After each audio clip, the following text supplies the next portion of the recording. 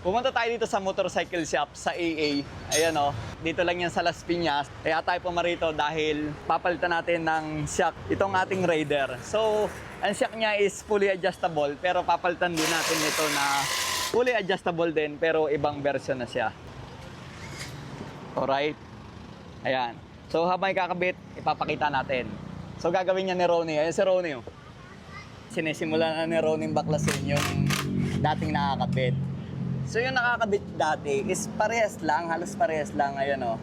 Fully adjustable monoshock din yan ng Raider. Ang pagkakaiba lang yata nito is ito, dati. Ayan Ronnie o, napansin mo hindi siya umiikot. Nakapix. Kumbaga iikutin mo lang yung hose para makabit. Unlike sa ikakabit natin, ito. O, di ba? Yan.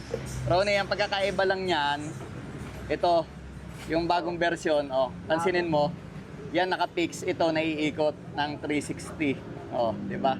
Kung saan mo gustong ipwesto, mapupwesto mo kasi umiikot. Di ba? Pero to, kasama na ng bracket, ganun din yan. Ito pang-adjust yan dito, ng tigas, ng spring. Tapos ito naman, may kasama din naman ng bracket. Isang set din yan eh. Oh, ito siya. Kabagay ng bracket na para dito. So, matagal na sa atin to, mga 2 taon na. Kaya palitan na natin to ng new version ng monoshock na fully adjustable ng TRC. O, di ba, Ron? Ron, ang pangit na ng sombrero mo. Anong kursunada mo? Kaya kahit yung TRC muna na design. Nasaan? Ito ba? Ah? Ay, galingan mo ang gawa. Pagka depende sa gawa mo. Baka mamaya, pag nakabit mo yan, ang takbo na ng motor ko, patras na. Aray ko. Hindi tataas ang milyahe niya pag patras ang takbo. Dati, nung kinabit ko to, from stock, binaklas pa yung doon sa may upuan eh, saka yung mga flarings eh. Pero si Ronnie, parang plug and play lang ang ginawa eh. Ang bilis magtrabaho nitong batang to ha, parang magugustuhan ko talaga.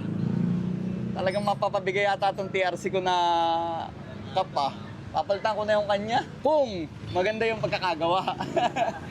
Ayun na yung bago, and then ito na yung pinalitan. Kasi din sa box niya, ang ganda ng box ng TRC oh. Box pa lang, panalo na. So ito na itsura ng motor natin after na ikabit na ni Ron. So wala namang pagkakaiba. Pinalitan lang natin ng bagong version ng ating TRC na fully adjustable shock. Meron din ito pang Raider at iba't ibang klase ng motor kung depende sa anong klase ng motor nyo. Ang nagandaan dito pag fully adjustable, tatlong ma-adjust ninyo, isang rebound, reload at saka yung compression, yung tigas, di ba? Ngayon, nakaset naman to ng stock, depende sa bigat ng rider yung pag-adjust ninyo. Kaya ako, gagamitin ko muna ng mga ilang araw and then saka ako siya i-adjust ng tigas. Ayos.